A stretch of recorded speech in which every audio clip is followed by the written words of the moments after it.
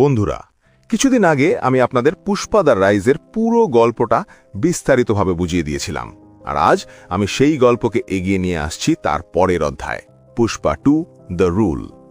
কিন্তু যদি আপনারা এখনও পুষ্পা দ্য রাইজের এক্সপ্লেনেশন না দেখে থাকেন, তাহলে আমি আপনাদের অনুরোধ করব আগে সেই ভিডিওটা অবশ্যই দেখে নিন।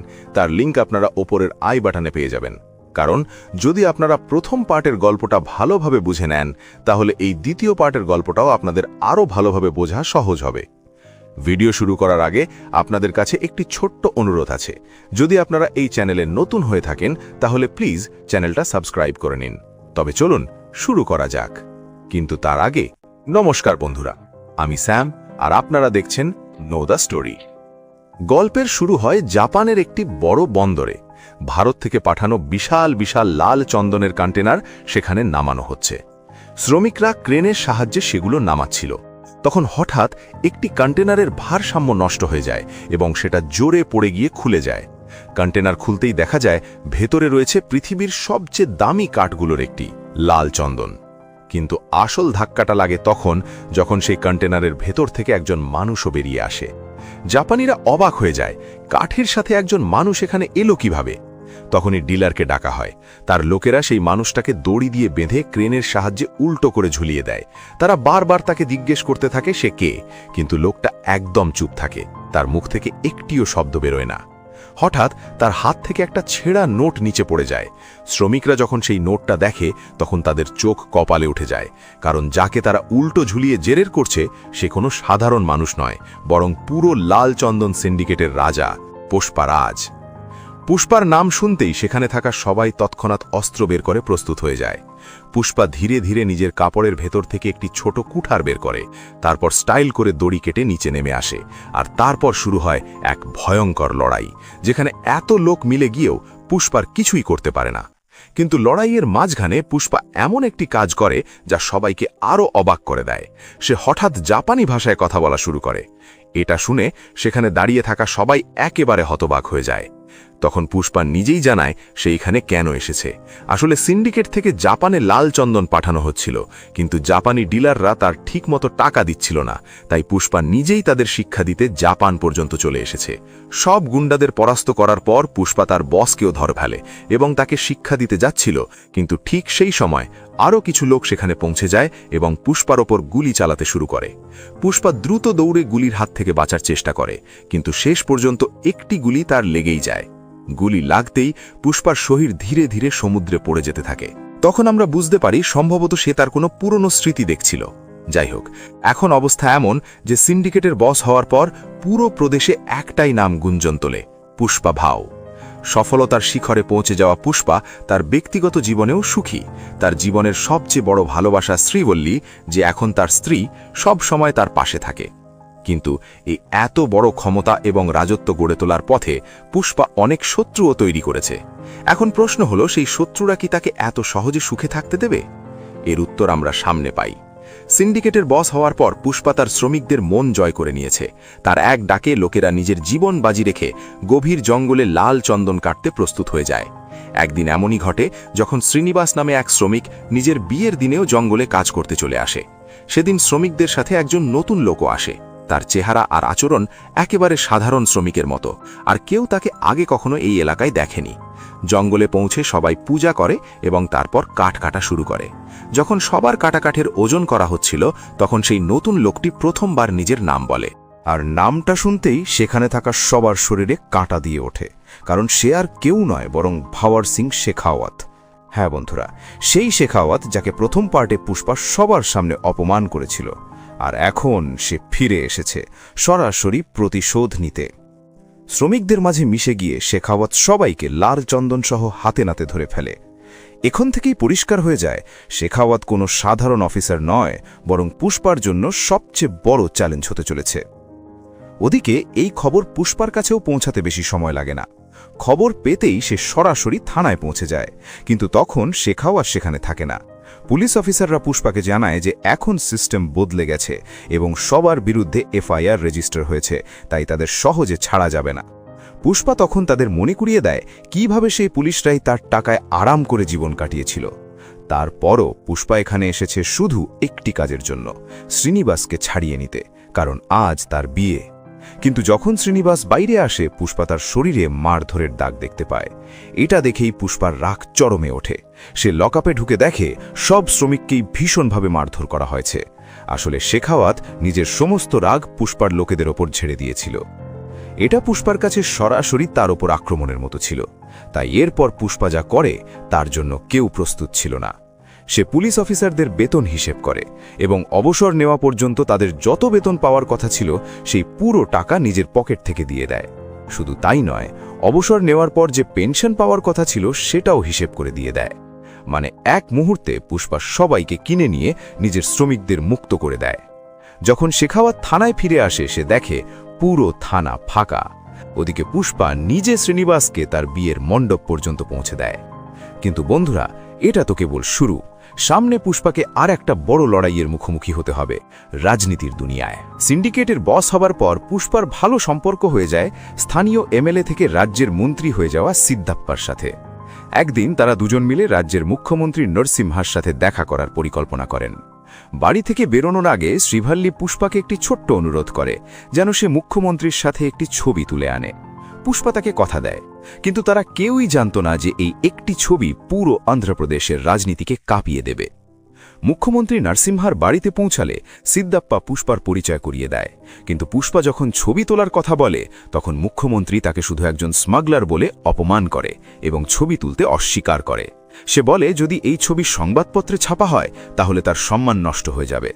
এমনকি সবার সামনে ফটোগ্রাফারের ফিল্মও ছিঁড়ে ফেলে। পুষ্পা বাইরে থেকে শান্ত থাকে, কিন্তু তার ভেতরে তখন আগুন জ্বলে উঠেছে। বাইরে বেরিয়ে পুষ্পারাজ সিদ্ধাপ্পাকে বলে যে তার ছবির সাথে কোনো সমস্যা ছিল না, কিন্তু মুখ্যমন্ত্রী শ্রীভাল্লির নাম টেনে এনে ব্যাপারটাকে একেবারে ব্যক্তিগত করে দিয়েছে। তারপর পুষ্পা এমন একটি অফার দেয় যা শুনে সবাই অবাক হয়ে যায়। সে সিদ্ধাপ্পাকে বলে, আগামী নির্বাচনে তুমিই এই রাজ্যের মুখ্যমন্ত্রী হবে। সিদ্ধাপ্পা অবাক হয়ে যায় এবং বলে যে মুখ্যমন্ত্রী হওয়া কোনো ছোট ব্যাপার নয়, এর জন্য অনেক টাকা লাগে। পুষ্পা হেসে বলে, আমি তোমাকে 500 কোটি টাকা দেব, শুধু মুখ্যমন্ত্রী হওয়ার পরে আমার সাথে একটি ছবি তুলবে। এদিকে মিটিং শেষ হওয়ার পর সিদ্ধাপ্পা সঙ্গে সঙ্গে পুষ্পাকে ফোন করে। একটু চিন্তিত হয়ে সে পুষ্পাকে বলে যে যদি এভাবে টাকা খরচ করা হয় তাহলে কয়েকদিনের মধ্যেই পুরো সিন্ডিকেট খালি হয়ে যাবে। নির্বাচনের জন্য যে বাকি টাকা দরকার সেটা আসবে কোথা থেকে? পুষ্পা তার কথা শুনে একদম শান্তভাবে উত্তর দেয়। সে বলে, যদি মুরুগানের মতো বড় খেলোয়াড় বাজারে থাকে তাহলে তার থেকেও বড় মানুষ পৃথিবীতে অবশ্যই থাকবে। এখন পুষ্পার লক্ষ্য আর শুধু দেশের ক্রেতাদের মধ্যে সীমাবদ্ধ নয়, তার নজর এখন আন্তর্জাতিক ক্রেতাদের দিকে। পুষ্পা এখন শুধু জাতীয় স্তরের খেলোয়াড় নয়, সে আন্তর্জাতিক খেলায় নামতে যাচ্ছে। সিদ্ধাপ্পার সাথে কথা শেষ করেই পুষ্পা সরাসরি মালদ্বীপে পৌঁছে যায়, যেখানে তার দেখা হয় আন্তর্জাতিক ক্রেতা হামিদের সাথে। পুষ্পাকে দেখে হামিদের মনে হয় যে হয়তো সে কোনো ছোটখাটো স্মাগলার, যে সামান্য একটা ডিল করতে এসেছে। তাই সে আগে থেকেই বলে দেয় যে সে 1000 টনের কম কোনো ডিলই করে না। তার জন্য 100 বা 200 টন মাল তো শুধু একটা ফোন করলেই ভারত থেকে চলে আসতে পারে। পুষ্পা তার কথা মন দিয়ে শোনে এবং হেসে বলে, 100 টন তো অনেক দূরের কথা, তুমি শুধু 10 টন মাল আমার সামনে এনে দেখাও। এটা শুনে হামিদের অহংকারে আঘাত লাগে। রাগে সে সঙ্গে সঙ্গে মুরুগানকে ফোন করে 10 টন মাল চায়, কিন্তু সে জানতই না যে যার সামনে বসে আছে সে আসলে মুরুগানেরও বস। মুরুগান ফোনে সঙ্গে সঙ্গে রাজি হয়ে যায় এবং বলে যে মাল এক্ষুনি পাঠানো হবে। এরপর সেই মুরুগানই আবার পুষ্পাকে ফোন করে 10 টন মাল পাঠানোর অনুমতি চায়। শুধু মুরুগানই নয়, যখন হামিদ অন্য রাজ্যগুলোতেও ফোন করে তখন সবাই তাকে পুষ্পার নম্বরই দেয়। এখন হামিদের পরিষ্কার হয়ে যায় যে ভারত থেকে এক টুকরো লাল চন্দনও পুষ্পার অনুমতি ছাড়া বাইরে যেতে পারে না। নিজের অবস্থান বুঝে সে সঙ্গে সঙ্গে পুষ্পার প্রস্তাব মেনে নেয়। এখানে পুষ্পা একটি বিশাল ডিল ফাইনাল করে, 2000 টন লাল চন্দন, মোট 5000 কোটি টাকায়। আর বন্ধুরা, এত বড় ডিল করার একটাই উদ্দেশ্য, সিদ্ধাপ্পাকে মুখ্যমন্ত্রী বানানো। এই ডিলে পুষ্পার আরও বড় লাভ আছে। মুরুগানকে লালচন্দন বিক্রি করলে যেখানে প্রতি টনে 1.5 কোটি টাকা পাওয়া যেত, সেখানে হামিদের কাছ থেকে প্রতি টনে 2.5 কোটি টাকা পাওয়া যাবে। অর্থাৎ শুধু লাভের টাকাই নির্বাচনী প্রচারের জন্য যথেষ্ট। ডিল ফাইনাল হওয়ার পর পুষ্পা হামিদকে বলে যে কন্ট্রাক্টটা 5000 কোটির নয় 4900 কোটির লিখতে। হামিদ অবাক হয়ে জিজ্ঞেস করে, বাকি 100 কোটি টাকার কি হবে? পুষ্পা হেসে বলে, আমি এখানে ট্রাকে করে এসেছিলাম, কিন্তু এখন আমার আরেকটা জিনিস দরকার। তারপর সেই 100 কোটি টাকা দিয়ে সে হামিদের হেলিকপ্টার কিনে নেয় এবং উড়ে সেখান থেকে চলে যায়। ভারতে ফিরে এসে যখন ডিলারদের ফোন করে 2000 টনের শিপমেন্টের কথা বলে তখন সবাই অবাক হয়ে যায়। এত বড় পরিমাণ মাল প্রস্তুত করতে হাজার হাজার শ্রমিক এবং ট্রাকের প্রয়োজন ছিল। পুষ্পা তখন সঙ্গে সঙ্গে একটা বড় সিদ্ধান্ত নেয়। শ্রমিকদের বেতন 2000 টাকা থেকে বাড়িয়ে সরাসরি 10,000 টাকা করে দেয়। এরপর আর শ্রমিকের কোনো অভাব থাকে না এবং সব ডিলারই নিজেদের ক্ষমতা অনুযায়ী শিপমেন্ট দিতে রাজি হয়ে যায়। কিন্তু পুষ্পা সবার কাছে আলাদা আলাদা পরিমাণ মাল চায়। শুধু একজনকে সে মাত্র 50 টন আনতে বলে, আর সে হল বিচ্চা রেড্ডি। এর কারণও আছে। বিচ্চা রেড্ডির এলাকা নিয়ন্ত্রণ করে মঙ্গল সিনু। হ্যাঁ বন্ধুরা, সেই মঙ্গল সিনু যাকে আপনারা প্রথম পার্টে দেখেছিলেন। সে আগে পুষ্পার অনেক বড় ক্ষতি করেছিল। এখন তার এলাকা থেকে লাল চন্দন বের করা এত সহজ নয়। সেখানে পুলিশের অনেক চেকপোস্টও রয়েছে। তবুও বিচ্চা রেড্ডি আত্মবিশ্বাসের সাথে বলে যে সে 100 টন পর্যন্ত মাল বের করতে পারবে। পুষ্পা তাকে অনুমতি দিয়ে দেয়। এদিকে মঙ্গল সিনু যতই বড় গ্যাংস্টার হোক, তার থেকেও বেশি বিপজ্জনক তার স্ত্রী দাক্ষা। পুষ্পার হাতে নিজের ভাইয়ের মৃত্যুর পর থেকেই দাক্ষার একটাই লক্ষ্য, পুষ্পার বিরুদ্ধে প্রতিশোধ নেওয়া। এইবার দাক্ষা সরাসরি পৌঁছে যায় ভাবার সিং শেখাওয়াতের কাছে। শেখাওয়াত আগেই পুষ্পার হাতে হওয়া অপমানের কারণে ভিতরে ভিতরে জ্বলছিল। দাক্ষা যখন তার পুরুষত্ব নিয়েই প্রশ্ন তোলে, তখন তার রাগ আরও বেড়ে যায়। এদিকে পুষ্পা যে এত বড় শিপমেন্ট জোগাড় করছে, সেই খবর সিনু গ্যাংয়ের কাছেও পৌঁছে গিয়েছিল। সবাই বুঝতে পারছিল যে বড় কোনো পরিকল্পনা চলছে। দাক্ষা শেখাবতকে উস্কে দিয়ে বলে পুষ্পাকে থামানোর এটাই সবচেয়ে সঠিক সময়। তার কথা শুনে শেখাবত চেকপোস্ট বসায় এবং বিচ্চা রেড্ডির ট্রাকগুলো ধরে ফেলে। এই শিপমেন্টের মূল্য ছিল প্রায় 20 কোটি টাকা। শেখাবত ট্রাকগুলো জ্বালিয়ে দেওয়ার আদেশ দেয়। বিচ্চা রেড্ডি তাকে থামানোর চেষ্টা করে, কিন্তু শেখাবত গুলি চালিয়ে সব ট্রাকে আগুন লাগিয়ে দেয়। তারপর সে বিচ্চা রেড্ডিকে ব্রিজ থেকে নিচে ফেলে দেয়, আর সেখানেই বিচ্চার মৃত্যু হয়। শেখাবতের পরিকল্পনা ছিল অন্যরকম। সে বলে সবাইকে জানানো হবে যে ভয়ে বিচ্চা রেড্ডি নিজেই ব্রিজ থেকে লাফ দিয়েছিল। এরপর গ্রামে বিচ্চার শেষকৃত্য হয়। সেখানে সিদ্ধাপ্পা উপস্থিত থাকে। সিনু গ্যাংয়ের লোকেরা সিদ্ধাপ্পার সামনে পুষ্পার ওপরই দোষ চাপায় যে তার কারণেই সিন্ডিকেটে একের পর এক মৃত্যু হচ্ছে। ধীরে ধীরে সিন্ডিকেটের লোকেরাও মঙ্গল সিনুর পক্ষ নিতে শুরু করে। পরিস্থিতি খারাপ হতে দেখে সিদ্ধাপ্পা নিজেই শেখাবতের সাথে দেখা করতে যায়। সে তাকে 10 কোটি টাকার অফার দেয় এবং বলে পুষ্পার করা অপমান ভুলে যেতে। কিন্তু শেখাবতের কাছে সেই অপমান টাকার চেয়েও অনেক বড় বিষয় ছিল। সিদ্ধাপ্পাকে বোঝানোর জন্য শেখাবত তাকে বলে নিজের কাপড় খুলে ফেলো, ঠিক যেমনটা পুষ্পা তার সাথে করেছিল। তখন সিদ্ধাপ্পা বুঝতে পারে যে এই অপমান টাকা দিয়ে ঢেকে রাখা সম্ভব নয়। সবাইকে অবাক করে দিয়ে সিদ্ধাপ্পা নিজেই নিজের কাপড় খুলে ফেলে এবং বলে যে সে পুষ্পাকে সিন্ডিকেটের প্রেসিডেন্ট বানিয়েছে, আর সিন্ডিকেটকে বাঁচানোর জন্য সে যে কোনো কিছু করতে পারে। তারপর সে শেখাবতকে প্রতিশ্রুতি দেয় যে পুষ্পা তোমার কাছে ক্ষমা চাইবে। এটা শুনেই শেখাবতের চোখে এক আশ্চর্য ঝিলিক দেখা যায়, কারণ পুষ্পার মাথা নত হওয়াই হবে তার সবচেয়ে বড় প্রতিশোধ। কিন্তু সে বলে এই ক্ষমা গোপনে নয়, সবার সামনে হতে হবে। তাই একটি বড় পার্টির আয়োজন করা হয়, যেখানে পুষ্পারাজ সবার সামনে ভাওয়ার সিং শেখাবতের কাছে ক্ষমা চাইবে। পার্টির দিন শেখাবত তার টিম নিয়ে পুরো প্রস্তুত ছিল, আর ওদিকে পুষ্পা বাড়িতে বসে প্রচুর মদ খাচ্ছিল, কারণ তার জীবনে এই প্রথম এমন পরিস্থিতি এসেছে যেখানে তাকে কারো সামনে মাথা নত করতে হবে। আর পুষ্পার অভিধানে তো মাথা নত করার কথাই নেই। তবুও সিন্ডিকেটের জন্য সে পার্টিতে আসতে রাজি হয়ে যায়। শেখাবত এতটাই উত্তেজিত ছিল যে সে একটি টেপ রেকর্ডার পর্যন্ত প্রস্তুত করে রেখেছিল, যাতে পুষ্পার সরি রেকর্ড করতে পারে। পার্টিতে মিউজিক বন্ধ করা হয় এবং সবার সামনে পুষ্পাকে ক্ষমা চাইতে বলা হয়। পুষ্পা তখন নেশাগ্রস্ত অবস্থায় ছিল, তবুও শেষ পর্যন্ত সরি বলে দেয়। এটা শুনে শেখাবত আনন্দে পাগলের মতো হয়ে যায় এবং সেই রেকর্ডিং বারবার শুনতে থাকে, যেন সে পৃথিবীর সবচেয়ে বড় অলৌকিক ঘটনা দেখেছে। ওদিকে মঙ্গল সিনু গ্যাংয়ের লোকেরাও অবাক হয়ে যায়, কারণ তারা ভেবেছিল পুষ্পা এখানে বড় কোনো ঝামেলা করবে। পুষ্পা মাথা নিচু করে পার্টি থেকে বেরিয়ে যায়, কিন্তু তার মাথার ভেতর বারবার একটা কথাই ঘুরতে থাকে, যে এখন নিশ্চয়ই সবাই তাকে নিয়ে হাসাহাসি করছে। হঠাৎ সে গাড়ি থামায়, কিছুক্ষণ ভাবে এবং সঙ্গে সঙ্গে গাড়ি ঘুরিয়ে আবার পার্টির দিকে ফিরে যায়। পার্টিতে ঢুকেই পুষ্পা নিজের গাড়ি দিয়ে শেখাবতকে ধাক্কা মেরে সুইমিং পুলে ফেলে দেয়। আর তারপর বন্ধুরা, যা হয় সেটা আরও অবাক করার মতো। পুষ্পা সেখানেই দাঁড়িয়ে নিজের প্যান্ট খুলে সুইমিং পুলে প্রস্রাব করে দেয়, যেখানে শেখাবত জলে পড়েছিল। ভাবুন তো, কত বড় অপমান! শেখাবত নিজের চোখকেই বিশ্বাস করতে পারছিল না। সিদ্ধাপ্পাও ভীষণ অবাক হয়ে যায়। রাগে পুষ্পা বলে যে শেখাবতের মতো দুর্নীতিগ্রস্ত অফিসারের সামনে সে কখনো মাথা নত করবে না। যদি তার জায়গায় সৎ অফিসার গোবিন্দ থাকত, তাহলে সে সরি বলার সাথে সাথে সালামও করত। তারপর সে সবাইকে জানিয়ে দেয় যে সে নিজের যোগ্যতায় সিন্ডিকেটের প্রেসিডেন্ট হয়েছে, কারো দয়ায় নয়। আর শেষে সে সবার সামনে খোলা চ্যালেঞ্জ ছড়ে দেয়। আগামী সোমবার ভোর 4টে সে 2000 টন লাল চন্দনের শিপমেন্ট চেন্নাই পর্যন্ত পৌঁছে দেখাবে। এখন পুষ্পা আর শেখাওয়াতের মধ্যে এক ভয়ঙ্কর চ্যালেঞ্জ শুরু হয়ে যায়। চ্যালেঞ্জটা ছিল যদি শেখাওয়াত পুষ্পার লাল চন্দনের এক টুকরোও ধরে ফেলতে পারে তাহলে পুষ্পা নগ্ন হয়ে পুরো সিন্ডিকেট ছেড়ে দেবে।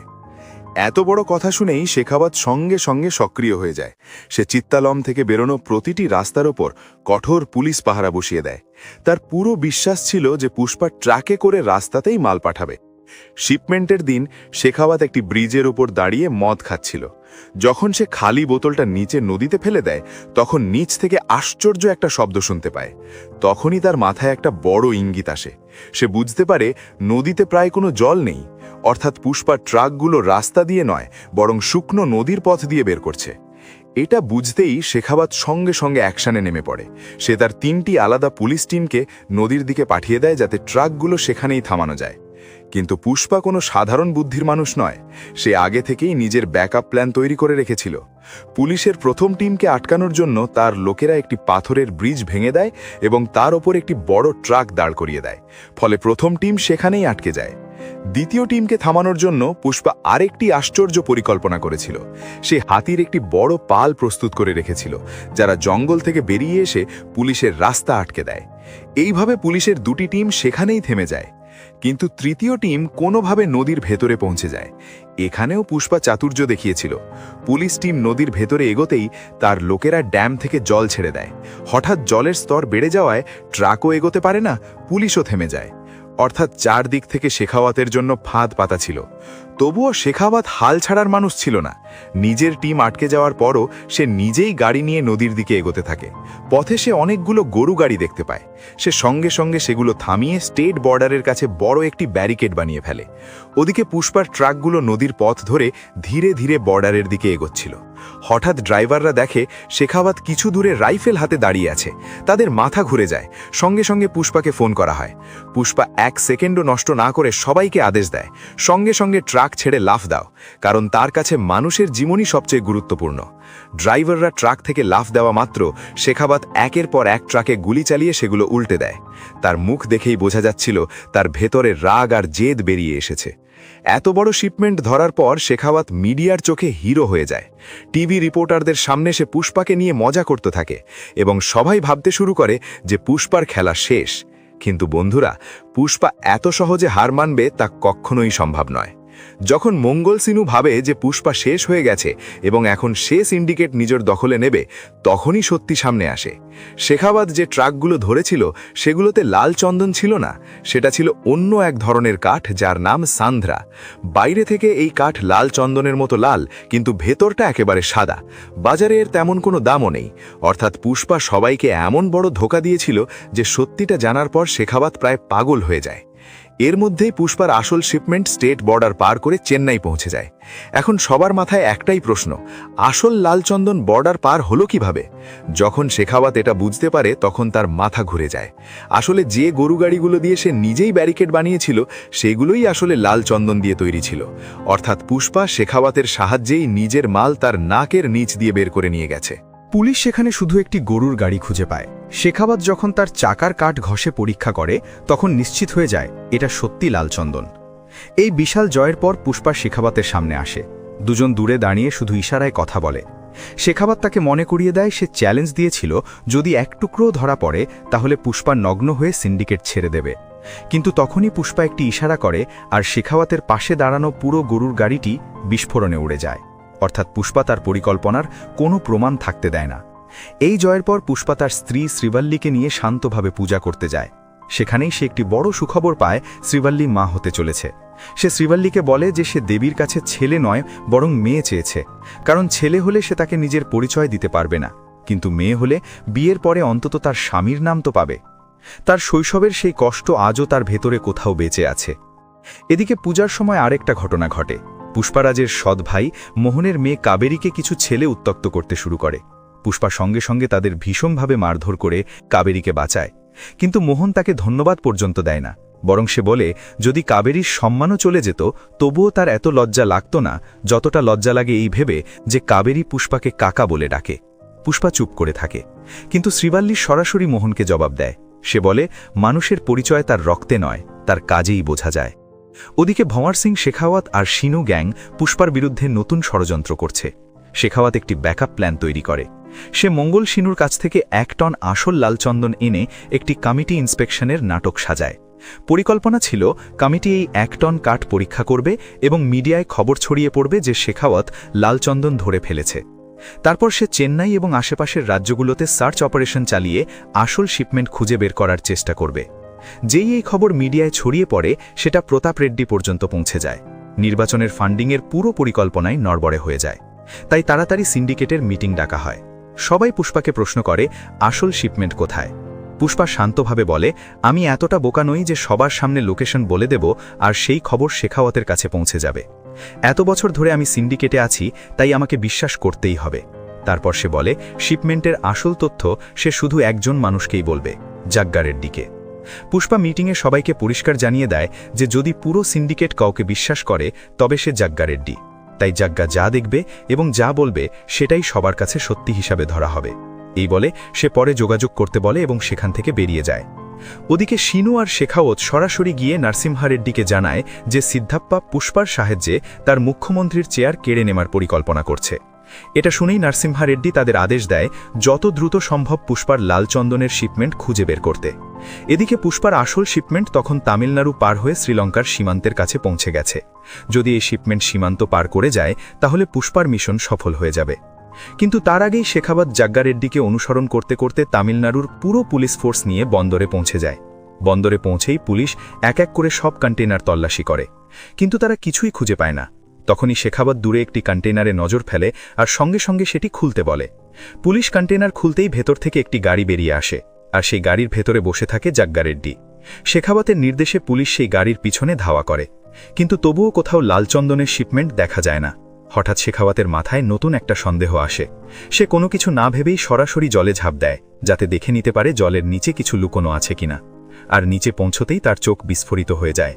সে দেখে প্রতিটি মাছ ধরার নৌকার নিচে খুব চালাকির সাথে লাল চন্দন বাঁধা আছে। প্রায় 2000 টন কাঠ জলের নিচে লুকিয়ে নিয়ে যাওয়া হচ্ছিল। শেখাওয়াত জলের ওপর উঠে এই কথা সবাইকে বলতে যাবে, ঠিক তখনই সব মাছ ধরার নৌকা একসাথে ইঞ্জিন চালু করে শ্রীলঙ্কার দিকে রওনা দেয়। এই বিশৃঙ্খলার মধ্যে বেচারা শেখাওয়াত জলের ভেতর মাছ ধরার জালে জড়িয়ে পড়ে। যতক্ষণে সে নিজেকে মুক্ত করে ততক্ষণে নৌকাগুলো সীমান্তের খুব কাছাকাছি পৌঁছে যায়। যেহেতু সেগুলো সাধারণ মাছ ধরার নৌকা ছিল এবং তাদের অনুমতিও ছিল, তাই কাস্টমস তাদের আটকায় না। কিন্তু শেখাওয়াতের স্পিডবোট কাছে পৌঁছতেই সেখান থেকে গুলি চালানো শুরু হয়। তাকে সতর্ক করা হয় যদি আরও সামনে এগোয় তাহলে তাকে মেরে ফেলা হবে। শেখাওয়াত এত কাছাকাছি এসেও নিজের চোখের সামনে লাল চন্দন চলে যেতে দেখে প্রায় পাগল হয়ে যায়। ঠিক তখনই সে দূরে শ্রীলঙ্কার তীরে দূরবীন দিয়ে দেখে ট্রাকের মধ্যে লাল চন্দন নামানো হচ্ছে, আর সেখানে সবার সামনে দাঁড়িয়ে আছে পুষ্পা। এইভাবে পুষ্পা আবারও তার শত্রুদের ভয়ঙ্করভাবে ধোঁকা দেয়। শেখাওয়াত শুধু দূর থেকে সবকিছু দেখা ছাড়া আর কিছুই করতে পারে না। তবে তার কাছে এখনও একটা শেষ সুযোগ বাকি ছিল। পুলিশ যে গাড়িটাকে ধাওয়া করছিল সেটি দ্রুত গতিতে যেতে গিয়ে দুর্ঘটনার শিকার হয় এবং উল্টে যায়। শেখাওয়াত সেখানে পৌঁছে দেখে জাগ্গা রেড্ডি মারা গেছে, কিন্তু গাড়িতে আরেকজন মানুষ ছিল, হামিদ। তার অবস্থা খুব খারাপ ছিল এবং একটি লোহার রড তার বুকের মধ্যে ঢুকেছিল। শেখাওয়াত সেই রড আরও চেপে ধরে হামিদের কাছ থেকে সত্য বের করতে থাকে। হামিদ জানায় পুষ্পার ডিল তার সাথে নয়, বরং জাপানের একজন বড় ব্রোকারের সাথে। সে শুধু তাদের মধ্যে একটি সংযোগ ছিল।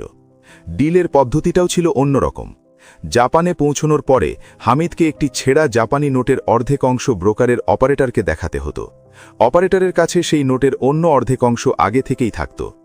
যখন 2 অর্ধেক নোট মিলে যেত তখনই পেমেন্ট ছাড়া হতো। সব শুনে শেখাওয়াত বুঝে যায় যদি হামিদের অংশটা অপারেটরের কাছে পৌঁছতে না পারে তাহলে পুষ্পা 1 টাকাও পাবে না। হামিদ তখন জাপানি ব্রোকারের নাম বলতে যাচ্ছিল, ঠিক তখনই শেখাওয়াত রডটা আরও ভেতরে ঢুকিয়ে তাকে মেরে ফেলে। সে ইচ্ছে করেই এটা করেছিল, কারণ যদি সবার সামনে ব্রোকারের নাম জানা যেত তাহলে পুষ্পা যে কাউকে কিনে ফেলতে পারত।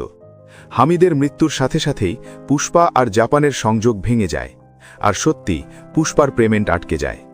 এদিকে নির্বাচনের সময় এসে যায়। সিদ্ধাপ্পা তার এমএলএদের নিয়ন্ত্রণে রাখতে টাকা চায়। পুষ্পা তাকে প্রতিশ্রুতি দেয় সময় মতো সবাইকে পেমেন্ট করা হবে। ফোন রাখার পরে পুষ্পা কেশবকে একটি কন্টেনার লাল চন্দনে ভরতে বলে। তারপর সে নিজেও সেই কন্টেনারে লুকিয়ে জাহাজের মাধ্যমে সরাসরি জাপান পৌঁছে যায়। এখান থেকেই সিনেমার শুরুতে দেখানো জাপানের সেই দৃশ্যের সাথে গল্পটা যুক্ত হয়ে যায়। জাপানে ব্রোকার হিরোশি ভাবছিল পুষ্পা এত দূর ভারত থেকে এখানে কেন এসেছে। তখনই সে তার লোকদের বলে তাকে জলের উপর তুলে আনতে। কিন্তু কিছুক্ষণ পরেই সবাই অবাক হয়ে যায়, কারণ জাহাজের অ্যাঙ্কারের উপর দাঁড়িয়ে আছে পুষ্পা নিজে, আর তার হাতে রয়েছে সেই ছেঁড়া জাপানি নোটের অর্ধেক অংশ। হিরোশি বুঝে যায় যে পুষ্পা রাজ কোনো সাধারণ মানুষ নয়। সে সঙ্গে সঙ্গে নিজের লোকদের গুলি চালাতে বারণ করে দেয়, কিন্তু একজন লোক তবুও পুষ্পার উপর হামলা করতে গেলে হিরোশি নিজেই তাকে মেরে ফেলে। এরপর সে পুষ্পার কাছে ব্যক্তিগতভাবে ক্ষমা চায় এবং বলে যে এখন থেকে ডিল সরাসরি তার সাথেই হবে। কিন্তু পুষ্পা বলে এখন আর কোনো ছেঁড়া নোটের ডিল হবে না, এখন থেকে ডিল হবে পুষ্পা নামে, পুষ্পা ব্র্যান্ড নামে। এটা বলেই সে নিজের রক্ত দিয়ে একটি রুমালে হাতের ছাপ রেখে দেয়।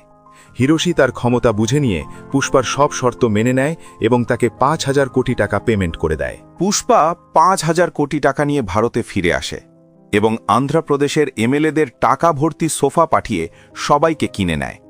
এরপর নির্বাচনে সিদ্ধপ্পা অন্ধ্রপ্রদেশের মুখ্যমন্ত্রী হয়ে যায়, কিন্তু আসল ক্ষমতা কার হাতে আছে সেটা সবাই জানত।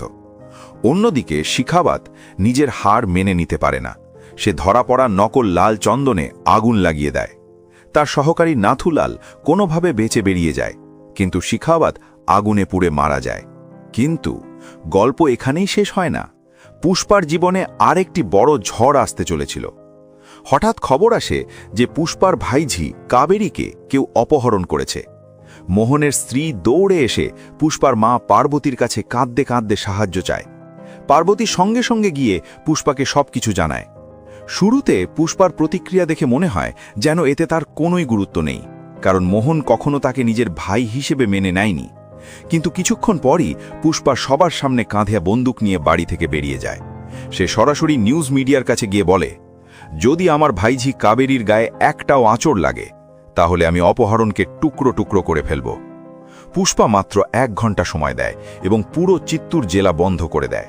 জেলার সব প্রবেশ ও বের হওয়ার রাস্তা সিল করে দেওয়া হয়। পুষ্পার এক ডাকে পুরো চিত্তুর কাবেরীকে খুঁজতে রাস্তায় নেমে পড়ে। এরই মধ্যে প্রতাপ রেড্ডি সিদ্দাপ্পাকে জানায় যে কাবেরীকে যে অপহরণ করেছে সে হলো ভোগা রেড্ডি, আর ভোগা আসলে তার নিজেরই ভাইপো। এই সেই ছেলে যাকে কালী পুজোর দিন পুষ্পা সবার সামনে খুব খারাপভাবে পিটিয়েছিল। তারপর তার মাথা মুন্ডন করে গলায় জুতোর মালা পরিয়ে অপমান করেছিল। সেই অপমানের প্রতিশোধ নিতেই ভোগা এই অপহরণ করেছে।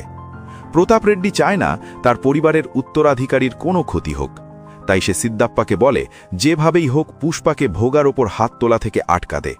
সিদ্দাপ্পা সঙ্গে সঙ্গে পুষ্পাকে ফোন করে এবং তাকে এই ব্যাপার থেকে সরে আসতে বলে। কিন্তু পুষ্পা বলে যদি সে এই ভালোবাসার ঋণ শোধ করতে না পারে তাহলে সে সারা জীবন নিজেকে ক্ষমা করতে পারবে না। তার জন্য যদি প্রতাপ রেড্ডিকেও শেষ করতে হয় তবুও সে পিছিয়ে যাবে না।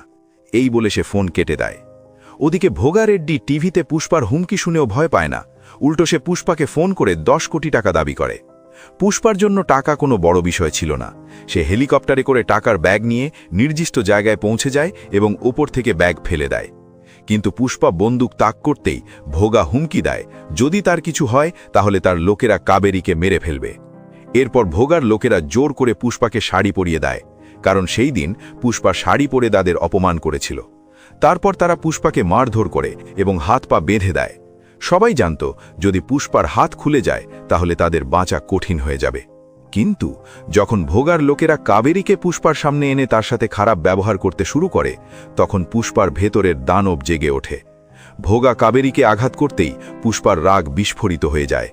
বাঁধা হাত নিয়েও সে এক লোকের ওপর ঝাঁপিয়ে পড়ে এবং দাঁত দিয়ে তার গলা কামড়ে ধরে। সেই মুহূর্তে তার দাঁত যেন বাঘের নখের মতো লাগছিল। একের পর এক লোক তার সামনে পড়ে যেতে থাকে। তারপর কোনোভাবে সে নিজের হাত পায়ের দড়ি ছিঁড়ে ফেলে, আর হাত মুক্ত হওয়ার সঙ্গে সঙ্গেই আসল ধ্বংসাযজ্ঞ শুরু হয়। পুষ্পা এক হাতে তলোয়ার আর অন্য হাতে কুড়াল নিয়ে সবাইকে কেটে ফেলতে শুরু করে। যারা একটু আগে তাকে আক্রমণ করছিল তারা এখন প্রাণ বাঁচাতে পালাতে থাকে। পুষ্পা একটি ত্রিশূল ভোগাকে ছুঁড়ে মারে।